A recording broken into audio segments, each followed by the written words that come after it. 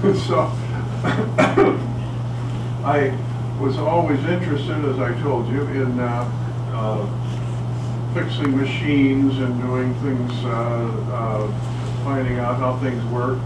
And there's quite a bit of similarity to fixing people and fixing cars. So when I retired from doing work with people, I started working with cars, and it gives similar challenges, and cars are fun.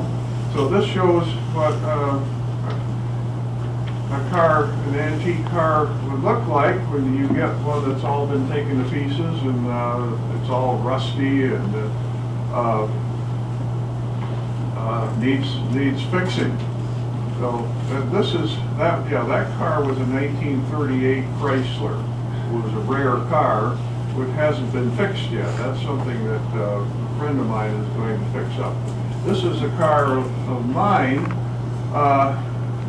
You can see Anthony's father there, and that's me.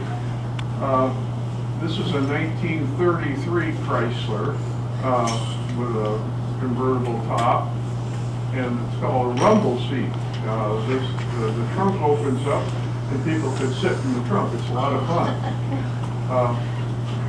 And that was very much similar to the other one before he started restoring it. So there's another one of my cars, and there's that. That's Richard there. That's Jonathan and Richard and Anthony in the rumble seat. So that. Oh, that's Richard. That's Richard's older brother. Jonathan. That's called that's a Model A Ford. And there is a 1936 Chrysler Airflow. That was a streamlined car. It was built sort of like an airplane, so it would go through the wind and wouldn't have resistance pushing through the wind. That's why they call it an airflow. And the car was so advanced and modern, way ahead of its time. See, it looks sort of like a modern car, the way they have them now. But people were afraid. They didn't sell them too well. But now everybody thinks, oh, those are marvelous cars. The Beetle, the Volkswagen. Oh, and you can see probably, you know, what a Volkswagen Beetle is. You can see the resemblance between this car, oh, you can see it's streamlined like that, and a Volkswagen Beetle. Actually, the original Volkswagen was inspired by these cars, which were built in the 30s when this was actually before the Volkswagen Beetles were invented.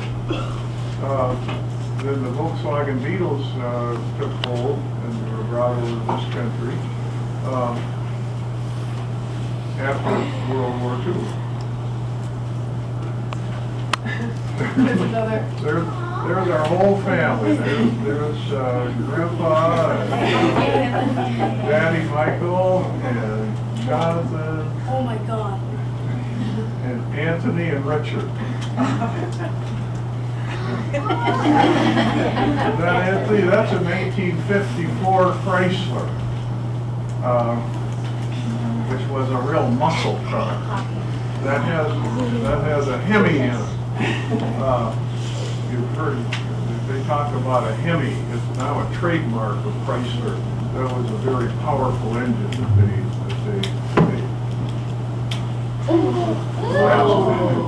like a Jaguar. That's a 1967 Firebird convertible, which is another pretty muscular car. That was a lot of fun. That car, driving the car is my son,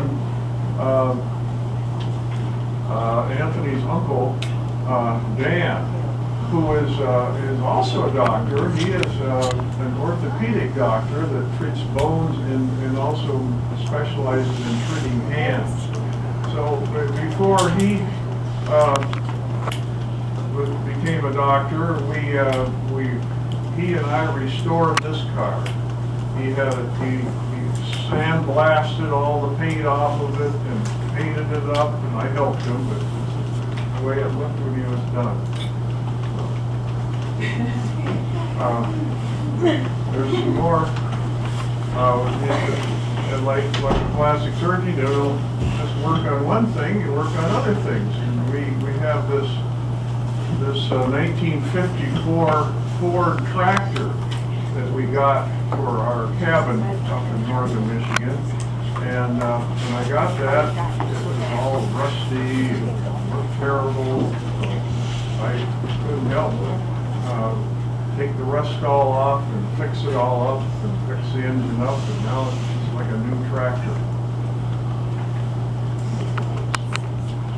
One call is functioning? Yeah, I'm just saying that the tractor, of course, is a different shape than all those cars, but it does a different job. So you have this huge wheels in the back to get over. You can have stumps in the road. You can have everything. You can go up and over them, and you pull things because of how the weight is distributed in the tractor. You can pull things along that you couldn't in a car.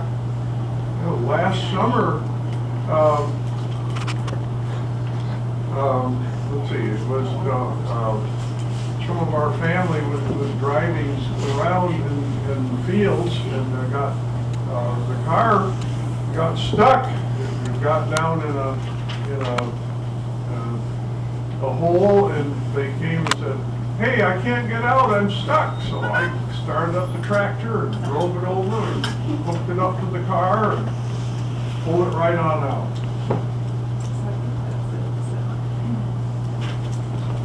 Just a general recap. So, yeah. Of course, one of the things reasons I got into being a doctor, I like helping people, and I like the challenge. And there's, like to help people that are sick and make them better, and in the process, especially doing what I did, plastic surgery, you get to see what you've done with people. You can sort of take pride in your work like a sculptor. Actually, people that are artists and sculptors should make good plastic surgeons because they like to shape things. And as we've said, I got interested in fixing things. I also would like to have built airplanes, and there are a lot of people that are, so I went the other way